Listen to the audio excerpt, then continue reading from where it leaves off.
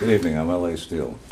Tonight's show is extremely special to a lot of the Winsted audiences and the Northwest corner. We have with us the publisher, editor, and one of the feature writers for the Voice newspaper. As you see in the background and in the beginning credits. This is their most recent issue, if you can take a look at this. And there's an article in here by Ralph Nader and a man named John Carter. But I'd like to start the show off with you, Jedd. What is the, how did you start this paper? It's an unusual paper, and it's a free paper, which makes it even more unusual. But how did you start it, and what's kept you going? About 10 years ago, I was a reporter for the Register Citizen, and through the course of being a reporter, I had sort of come in contact with many situations where I felt that the citizens would be better at writing what I was being paid to write. You know, there's the way that newspapers work is that, you know, generally you as a reporter are asked to go and cover something that you may not know much about. So it's your job to learn sort of all there is to learn about, let's say, a planning and zoning issue, yeah, you know, in the 45 minutes or so that you have to write a story. I thought that it would be an interesting experiment to see what would happen if you opened up the process to anyone, to citizens who have opinions, to citizens who want to report on something. Kind of like Access, exactly, like the Access system. I think of your paper as an Access newspaper, basically. And you know. But right. What was your immediate response to that when you started, and how long has it taken you to develop an ongoing stable of writers? I mean, it's you know, immediately, you know, it took people a long time to figure out that when they picked up the paper, they were not reading news written by reporters. Because we would get people calling us, especially in the first couple of years, saying, you know, you guys are crazy. You know, this is, you know, your reporter wrote this. You know, yeah, clearly this is not objective. And you know, I hope that we've been able to express to the population that right, that what they read in our paper is not objective. It's a subjective view of the person who's writing it, right, and that doesn't mean that some of our writers don't try to be objective. Yeah, there's some good articles. Right. I should say they're all pretty good, but you know that you put in, and now we'll talk about that later. The guy who types them in and and crosses them out. Right. But I think I found them to be you have a unique group of writers here, and a lot of fun. It's fun reading this paper, and I know a lot of people in the area that read it, you know, over a lot of the other papers, just because it's so much fun to read. And well, it's a different. I mean, it's a different type of thing than the other right, papers. You know, the other papers intend to report on sort of everything that happens right, in the area, and that's an important task. And I think that, you know, if we had our choice, we would want people to read both our paper and other papers, because we're a sort of a supplement to the news. We consider ourselves a pretty important supplement, but it's something where you absolutely, yeah, you know, you're getting a different spin on things right, by reading the Voice. Did you find it hard at the beginning? I mean, to develop the funds and to develop the interest within the community to support this? Or? All I really needed in the beginning was a computer. You know, I bought a computer, and that was pretty much it. I mean, there's not a whole lot. There wasn't a whole lot of outlay. Right. You know, in addition to that, I started in my apartment, and I put it together on a PowerBook 140, oh, wow, which is doesn't mean much to people unless you've seen a PowerBook 140, and they're pretty small. Yeah. So the you know, once I sort of grew a little bit and realized that I could make a go of it, then we moved into office space and Right. started spending some money. But Yeah. it was So was it on kind of like was it on a newsprint Yes. format, or was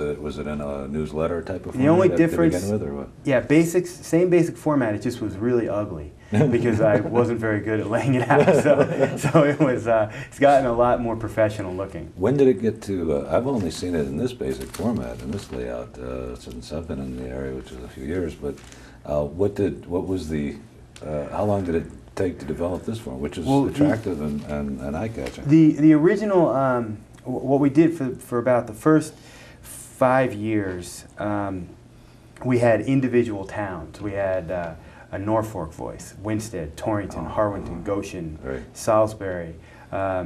We spread it around, and the idea was that it would be a paper that was unique to these communities. Mm. But what happened was, because we're driven by advertising revenue, Right. we weren't really able to make those papers come out Right. any more than a couple times a month, or in some cases once a month, Right. which really sort of defeated the purpose. We would get articles, in some cases quite a ways away from when we could actually print them. So what we, I guess it's 4 years ago now, we combined all the papers into one, kept our distribution the same, but I think it's a very all the effective town. format. I think it's better than the many smaller ones. I think it's a better product. I think the nice thing about the smaller ones was just that it was so identifiable with the town. Right, right.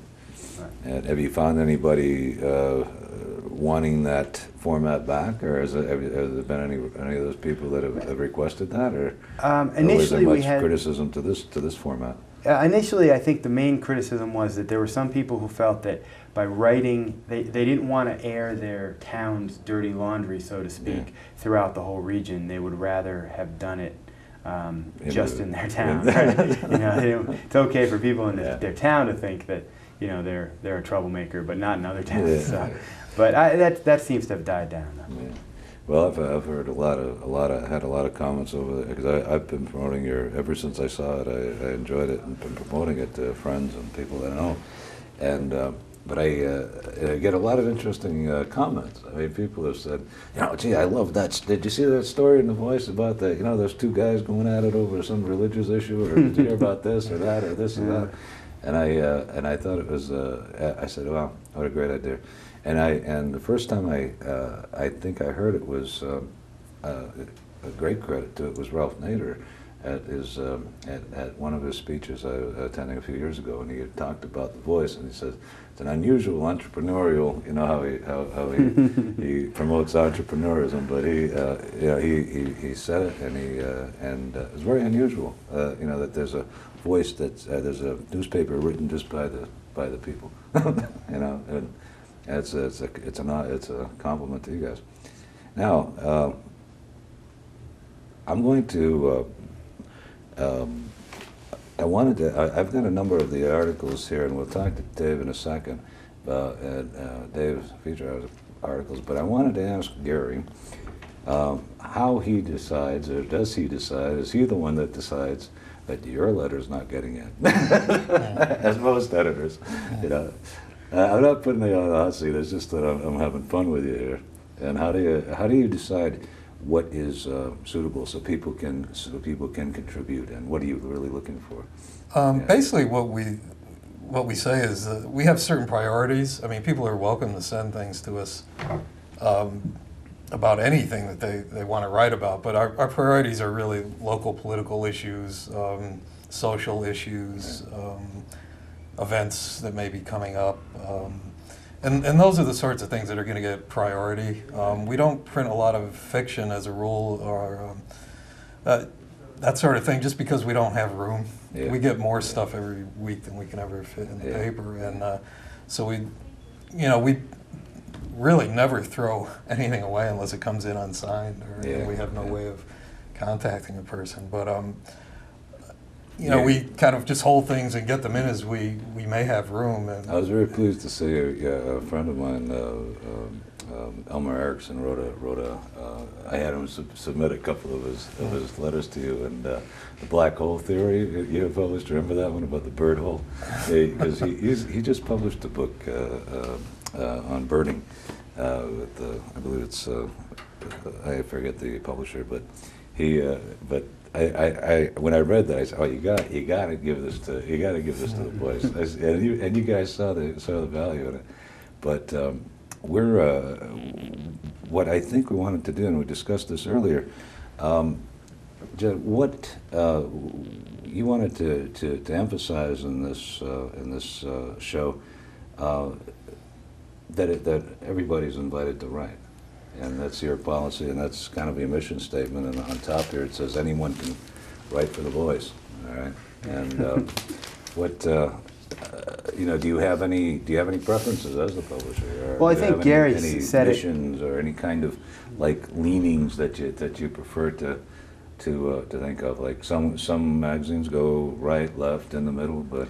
No, I mean, I think, and Gary can speak to this probably better than I can, but I think it's our intention, to not have a leaning, and that's why you don't see anything written by me or anyone else on the staff in the paper, other than some pretty minor things. But I mean, for the most part, we do not, interfere. And so if someone, and certainly, and people should realize when they pick up the paper, we don't necessarily agree with everything that's out with there. everything that's in there. I mean, we couldn't possibly with schizophrenic. The problem is but it's our goal to give people, with some exceptions, if we occasionally get just some crazy things, but for the most part, I mean, we try to really give people an opportunity to express their views, and then give people an opportunity to respond. Right. There was an issue that you did a few months back where Paul Winters was on the front cover, and he wrote a great article to the, about the Litchfield thing. Do you get? I've seen that you've got a tremendous amount of good writing in here. Good writers. I mean that just seem to drift in and out of your paper. Right, that's probably a tribute cool. to Gary, because we also get a lot of people who aren't good writers. that Gary. But he doesn't mean he's thrown a few of mine in there. Well, and that's okay, and people shouldn't feel like they are prohibited from writing if they're not a gifted writer, and that's Gary is very good at sort of making people sound like good writers. Yeah. And I give him a lot of credit for that. Now I'm going to turn the camera over here to Mr. Zuckerman. And sir, I have been impressed for a long time with your photographs and with your articles. And I have a couple here that are that are recent, and I hope John might be able to pick this one up. This was an article that Dave wrote and photographs of Ground Zero. Can you elaborate a little on that for us, Dave, and tell us how you got these pictures? I think was probably a feat in itself, because you had quite a time with the getting your press card and getting down there. And I'll go on to another one here, but could you explain a little bit about that? Well, I've been going to the area of the September 11th tragedy as soon as I could, and because of The Voice and Gary and Jedd, it's given me a chance to show people otherwise who wouldn't see these photographs or comments. It's an outlet for public information, and in fact the first photos that I did go back to September 12th, when I managed to get down to Manhattan the day after, and I took some shots, and Gary liked the shots, and I think I might have mailed them. The photos in this issue, I just thought that it'd be interesting to compare the crowds who normally would be in Rockefeller Center with the crowds who are going down to Ground Zero. And so I took shots of Rockefeller Center, and then there's a sorry? Oh, I'm sorry, go ahead. No, and then there's another shot or two of the tributes that are down at at St. Paul's Church on Broadway. These tributes started in Union Square, Right. and that was another issue that The Voice made possible, because I don't even think that many papers in New York City paid attention to the great outpouring of tributes, grief, solidarity at Union Square on 14th Street in New York City. And those tributes were summarily shut down by City Hall before the end of September. And through The Voice, we called some attention to this heavy hand that appears from time to time in New York City. Yeah. It's interesting that a small community paper in Litchfield County is one of the few expressions of media, organs of media, that are calling attention to some things that the daily media in New York City will not touch. Yeah. Now this is Dave's press card. I'll proudly wave it because it says Voice News. Now you had a funny story of how you got that, and could you tell the viewers about that and how they could get one? Right.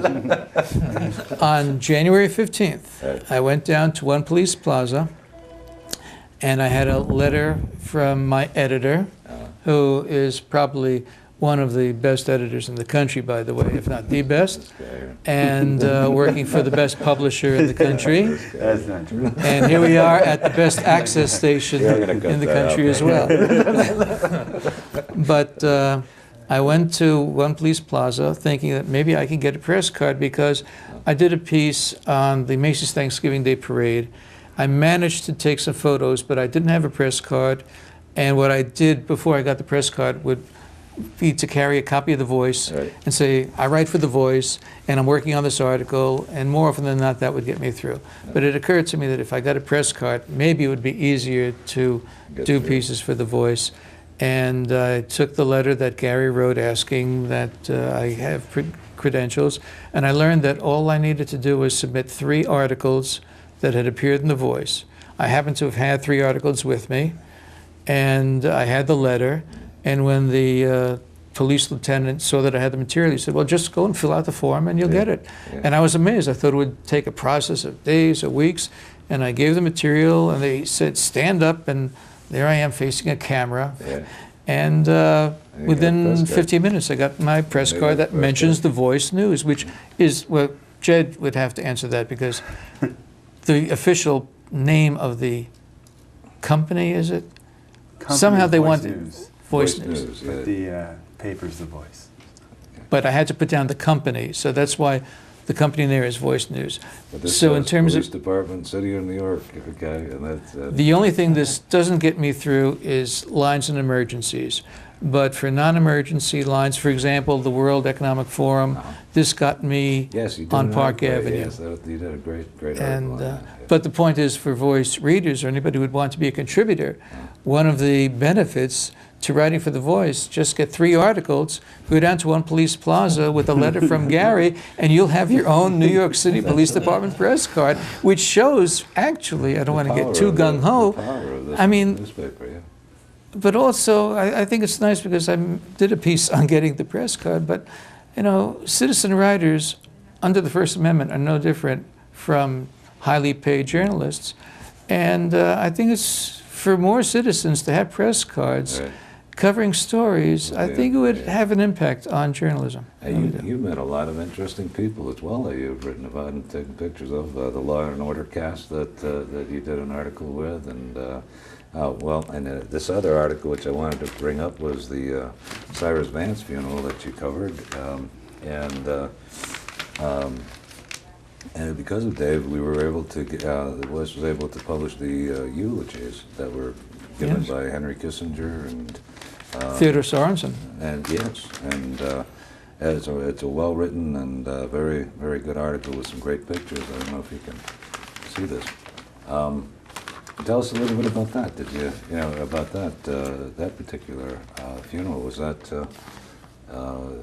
how were you greeted by these people as they came out, and what was the?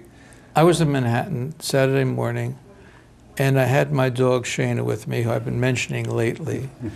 And I took Shayna for a walk. I thought she'd have a treat to walk in Central Park with the people who live in Manhattan and their dogs. And I saw that cars were being towed. And I asked the policeman, what's happening, and I learned that there was a funeral for Secretary of State Cyrus Vance. I raced back and got my camera and came back without Shana. And I saw some very important people who were in the news in the the Carter administration. He was Secretary of State for Carter. And This is Cyrus Vance, for those who I don't know, but this was the article that he wrote. And go ahead, I'm sorry. And it was, in fact, the first person I saw recognized was a journalist by the name of Warren Hogue. And I think I tried to say something, but I didn't get. Then I saw Vernon Jordan and Paul Volcker, who was a top economics person, and he's been in the news lately because he's going to be overseeing the Arthur Andersen company in connection with Enron. So I got a picture of Mr. Volcker speaking with Secretary of the Treasury Robert Rubin, and that was fun because it's not too often that you meet somebody whose name is on lots of the currency that you have, because he's on the dollar bill, the $10 bill, Robert Rubin. And I'd been trying to get Samuel Berger, who was the National Security Advisor for President Clinton. I tried to get him to give us some attention to The Voice because he grew up in Millerton, which is within the Voice distribution area. And it turned out that he was also at the funeral. And this time he did let me take a picture of him, and he sent me a note. I sent him the picture, and he sent me a note thanking me for the picture. So finally, The Voice got some recognition from Samuel Berger, who signed his letter, Sandy Berger. Yeah. And he started by saying, "Dear David," but I have yet had the nerve to say, "Dear Sandy, thanks a lot for your note. What's new in Washington?" But I don't have it here, but on the backdrop. But you have, oh yeah, right there. There's Chris. Is it Chris Matthews? Matthews? Or what's his name? I forgot. Chris Matthews. Matthews, who hardball. Now you had an interesting story about that. You just had you had a copy of the paper, and you saw him at a book signing or something, and he was able, and he helped him up. Exactly. And he took that shot. I remember you did one with Tom Hanks as well. You got him to. That was the first one. Yeah. And that was his idea, as I recall. Because I saw him standing outside the Delacorte Theater during the summer when they were putting on performances of The Seagull. And one thing a photographer has to shed are any inhibitions and not be afraid of rejection. And I haven't reached that point yet, but in any event, he was standing there, and I kind of said, "Do you mind, can I take a picture?" "Sure." And he saw that I had the voice. "Do you want me to hold this?" Yeah. And he was wearing a cap with W, and he told me that the W stood for Wesleyan, so I thought, well, they're a Connecticut tie-in. Yeah. Now you've had some great encounters with a lot of people, and we hope that you continue to keep flicking that camera and and catching those pictures and scooping all the big mainstream media. Yeah. Oh yeah. Before we end the show, I wanted all of your opinions actually on how you feel about. I mean, you guys offer a very unique service to readers and to the Connecticut community. But how do you feel about the domination of 2 or 3 or 4 papers in this country that seem to dominate the entire news media? I mean, whatever is, it seems to be a copy of the New York Times or the Post or whatever. I mean, how do you feel toward that kind of mass control of the printed word, and how do you feel about your own commitment to the, you obviously have a strong one to providing this, but what are your opinions of some of that? I mean, do you have strong opinions about what's being published lately? Gary? I think what we're doing is really important, especially now because of what you're describing. Again, I don't think that there's any way we feel like we're even in direct competition with those papers, but we're just supplying an outlet for people to be able to contribute and read articles that are basically pretty much what the person who sent it to us intended to have in the paper. I mean, Yeah. the editing that we do is Minimal. minimal in most cases, Yeah. and we really try to keep the person's focus, intent, even Yeah. tone Right. of their writing intact. And I mean, what we're doing is allowing a great diversity of opinion to get out there, Absolutely. and Yeah. really important, I think. I feel that way too. And so we thank you. And Jedd, Thank you. Gary, Thank you. and Yeah, Dave. thanks, Jedd. And we will be seeing you soon. Okay. And we'll see you in the press. And this is their latest edition. Look for it in the newsstand. It's in about, I don't know, 3 or 4 different countries, states. Okay. Oh, before we leave, I wanted to point this out too. I mean, it's in the states. Now, The Voice is also, through the thanks, I guess, of Ralph Nader, I guess helped you with this, getting it the Voice issue in Oil City, Pennsylvania. Oil City. Okay, and I think that's something to be said. You know, you're expanding. All right. So anyway, look forward to the next issues, and I thank you very much for joining us tonight, and see you next week.